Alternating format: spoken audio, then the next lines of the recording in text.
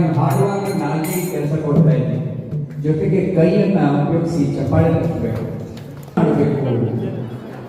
ತುಂಬಾ ಸುಲಭ ನರ್ತನೆ ಮಾಡೋದು ಮತ್ತೆ ಪ್ರಸಾದವನ್ನ ಸೇವನೆ ಮಾಡೋದು ಇಷ್ಟೇ. ಇದರಲ್ಲಿ ಭಕ್ತಿ ಅಭ್ಯಾಸ ಆಗುತ್ತೆ. ನೇರವಾಗಿ ನೀವು ಭಗವಂತನ ಧಾಮಕ್ಕೆ ಹೋಗ್ಬೋದು. ನಿಮ್ಗೆಲ್ಲ ಸಮಸ್ಯೆ ಪರಿಹಾರ ಆಗುತ್ತೆ, ನಿಮ್ಗೆಲ್ಲ ಪಾಪಗಳು ಸಂಪೂರ್ಣವಾಗಿ ತೊಳೆದೋಗುತ್ತೆ, ನಿಮ್ಗೆ ಯಾವ ಕಷ್ಟ ಇರೋದಿಲ್ಲ, ಜೀವನದಲ್ಲಿ ಏನು ತೊಂದರೆ ಇರೋದಿಲ್ಲ. ವಿಶೇಷವಾಗಿ ವಿದ್ಯಾರ್ಥಿ ಓದಕ್ಕೆ ತುಂಬಾ ಅನುಕೂಲ ಆಗುತ್ತೆ ಈ ಹರೇ ಕೃಷ್ಣ ಮಂತ್ರ ಕೀರ್ತನೆ ಮಾಡೋದು ದಿನ. ಆಯ್ತಾ? ನೋಡ್ಕೊಳ್ಳಿ ಇವಾಗ. ಹರೇ ಕೃಷ್ಣ ಕೃಷ್ಣ ಕೃಷ್ಣ ಕೃಷ್ಣ